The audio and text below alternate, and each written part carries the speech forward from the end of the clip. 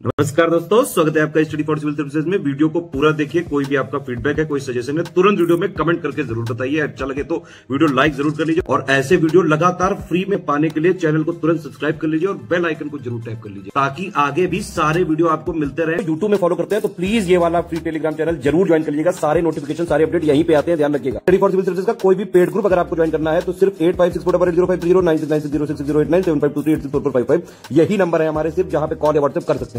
Instagram पे हमारा page जरूर फॉलो कर लीजिएगा, स्टडी फॉर सिविल .सर्विसेज है। ट्विटर पे हमको जरूर फॉलो कर लीजिएगा, @study for civils है।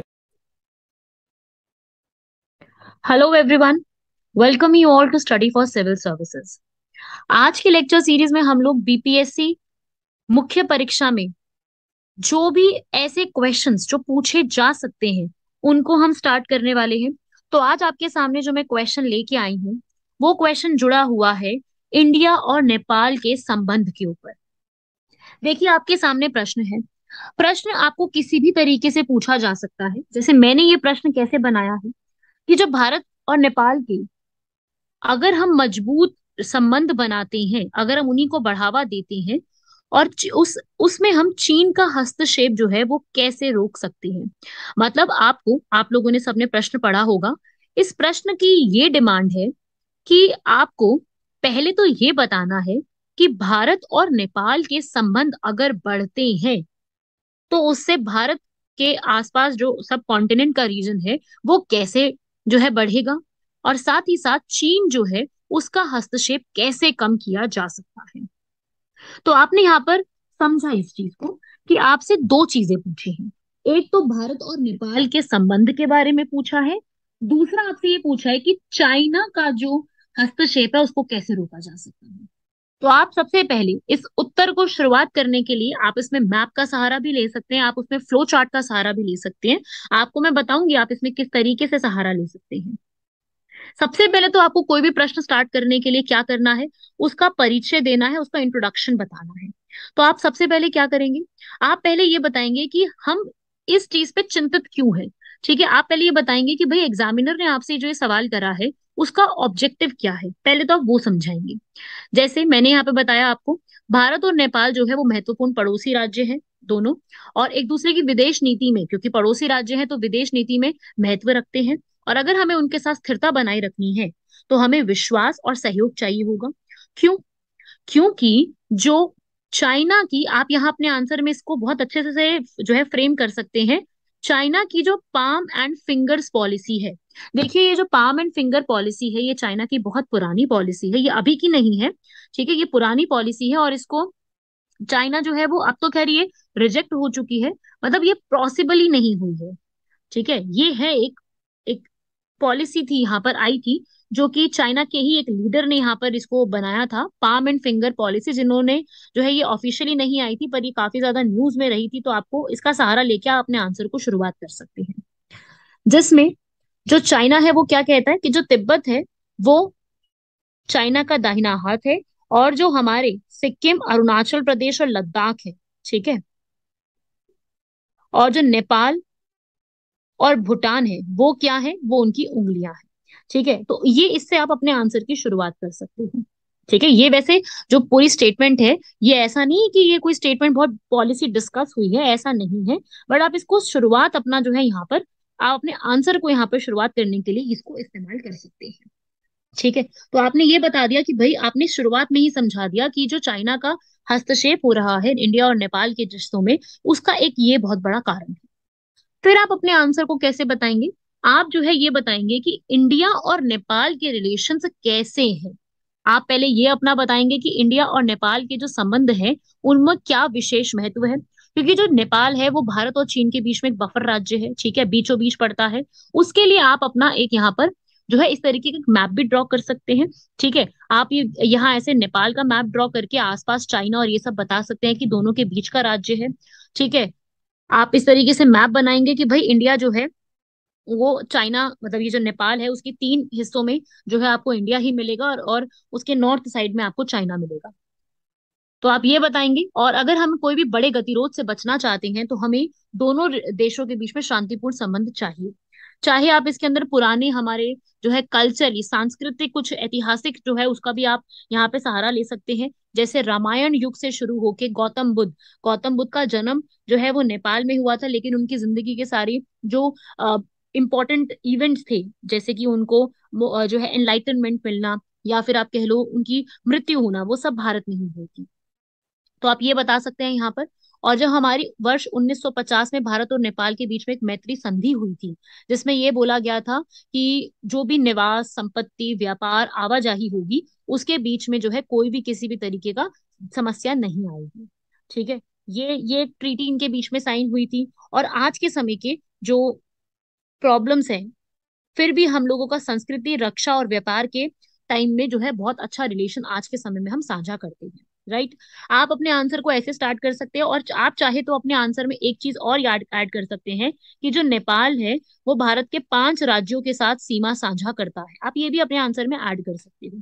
ठीक है, इसीलिए जो है भारत और नेपाल में जो है सांस्कृतिक और आर्थिक जो है वो आदान प्रदान होता ही रहता है। ये काफी महत्वपूर्ण बिंदु है। ठीक है, और ये हिमालय की एक के ही उसमें पड़ता है। हिंदू और बौद्ध धर्म जो है बहुत सारे यहाँ पर है, इसलिए ये तीर्थ स्थल के रूप में भी दोनों देशों को जाना जाता है। तो आप अपने आंसर में जो है इसको डिपेंड करता है आपका क्वेश्चन किस फॉर्म में पूछा गया, वो आपसे इंडिया नेपाल रिलेशन पूछ रहा है या फिर इंडिया नेपाल और चाइना रिलेशन, तीनों के मिला करके पूछ रहा है। तो आप उस हिसाब से अपने आंसर को छोटा और बड़ा करें। अब हमसे जो है चाइना के बारे में भी पूछा था। हम पहले यहाँ पर ये बताएंगे कि भाई हमने पहले ये बता दिया स्टार्टिंग में कि इंडिया नेपाल और चाइना का क्या जो है ये प्रॉब्लम है। फिर हमने बताया कि इंडिया और नेपाल के रिलेशन थोड़ा सा हमने वो एक्सप्लेन करा। ठीक है, ज्यादा नहीं करेंगे क्योंकि क्वेश्चन की डिमांड वो नहीं है कि हमें इंडिया और नेपाल के रिलेशन को ज्यादा एक्सप्लेन करना है, क्वेश्चन की डिमांड नहीं है वो वाली। ठीक है, आगे हम क्या बताएंगे? आगे हम ये बताएंगे कि इंडिया और नेपाल के में जो है रिश्तों में आज के समय में चाइना की वजह से क्या प्रॉब्लम आ रही है। हमें चाइना की वजह से आने वाली प्रॉब्लम के बारे में थोड़ा सा यहाँ पर एक्सप्लेन करना, चुनौतियों को यहाँ पर हमें एक्सप्लेन करने की जरूरत है। तो देखिए, हाल ही के वर्षों में नेपाल और भारत में जो है प्रभाव ज्यादा देखने को मिला है, क्योंकि जो one belt one road initiative China ने स्टार्ट किया था, उसमें भूटान तो भागीदार नहीं है, पर उसमें जो नेपाल है वो आज के समय में भागीदार है। और जो चीन है वो ये चाहता भी है कि वो नेपाल उसमें भागीदारी रखे। ठीक है, तो इसी वजह से अगर ऐसा होता है तो नेपाल और चीन जो है अगर उनका सहयोग बढ़ता जाता है तो भारत और चीन के बीच में जो बफर राज्य है वो यहाँ पर कमजोर होता जाएगा।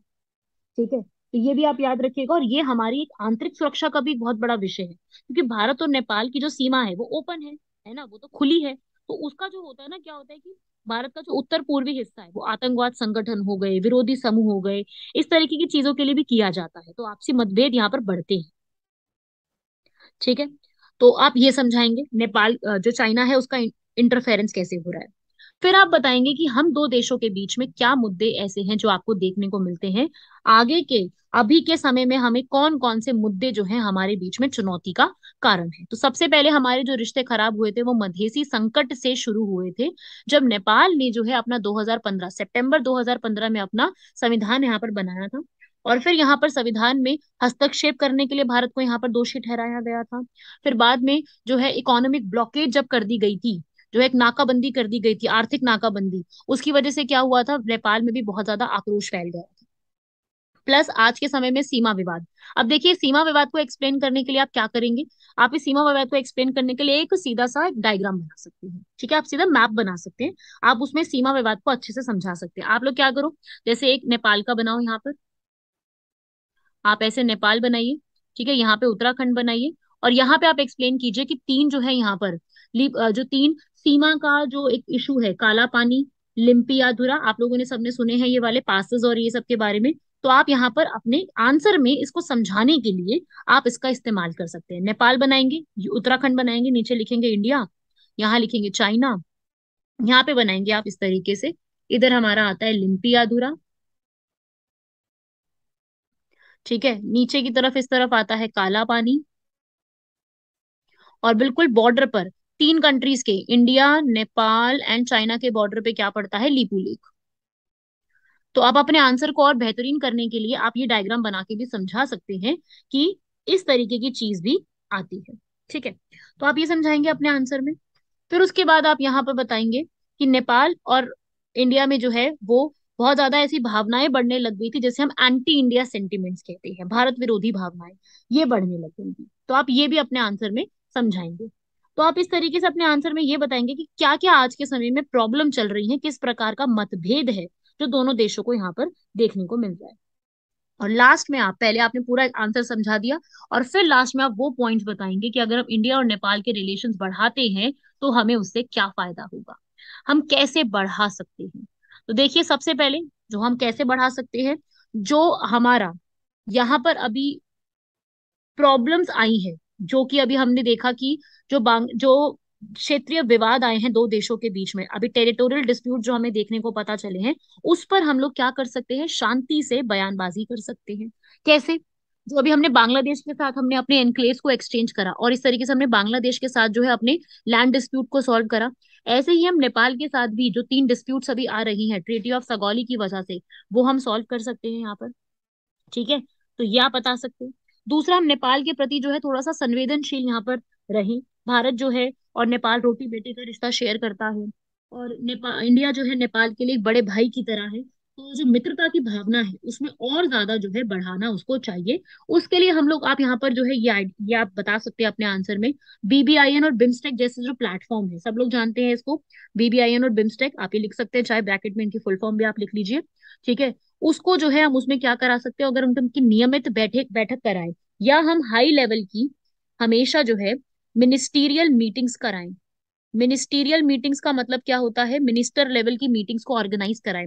तो उससे क्या होगा, दोनों देशों के में जो है यहाँ पर लोगों का विश्वास बढ़ेगा, आंतरिक मुद्दे भी सुलझाए जाएंगे बिना हस्तक्षेप किए। ऐसे हम मुद्दों को सुलझा सकते हैं।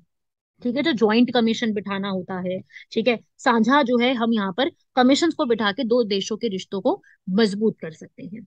बाकी आप ये वाले आंसर पॉइंट का जरूर अपने आंसर में मेंशन कीजिएगा, इंडिया और नेपाल के उसमें कोई भी किसी भी तरीके का क्वेश्चन आता है तब आप इसको जरूर मेंशन करिएगा, कि जो हमारी अभी रिसेंटली का ही न्यूज है ये वाला, Saptakoshi high dam power project अभी हमने बनाया है, महाकाली ब्रिज पे एमओयू साइन करा है, विराटनगर जोगबानी रेलवे लिंक, सागर लिंक से सागर माथा जोड़ना, ऐसी जो परियोजनाएं भारत और नेपाल के बीच में आज के समय में इन संबंधों में बेहतर की जा रही है, उसको यहाँ पर हमें आपको बताना है, आपको इनको एक्सप्लेन जरूर करना है।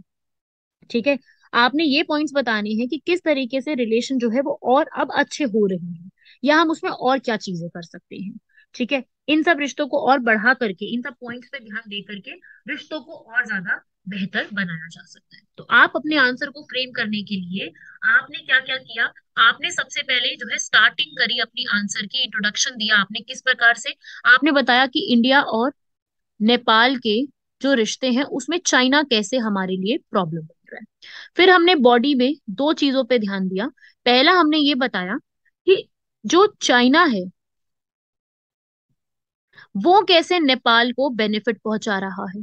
ठीक है, और दूसरा हमने ये बताया कि इंडिया और नेपाल के जो रिलेशंस हैं उनमें अभी जो है क्या बाधाएं हैं, उनमें क्या चुनौतियां हैं, हमने ये समझाया। फिर जो है हमने लास्ट में कंक्लूजन कैसे दिया, हमने कंक्लूजन जो है इसको खत्म करने के लिए हमने क्या बताया कि हम क्या कर सकते हैं जिससे इंडिया और नेपाल के जो संबंध हैं उनको और हम मजबूत कर सकते हैं। इंडिया नेपाल के ऊपर किसी भी प्रकार का आपसे प्रश्न पूछा जाता है, आपको अपने आंसर को इसी तरीके से फ्रेम करते हुए चलना है। आई होप आप लोगों को ये क्वेश्चन पूरा समझ में आ गया होगा। इसी तरीके से और क्वेश्चंस जो है जानने के लिए जुड़े रहिए हमारे साथ स्टडी फॉर सिविल सर्विसेज के चैनल से। धन्यवाद।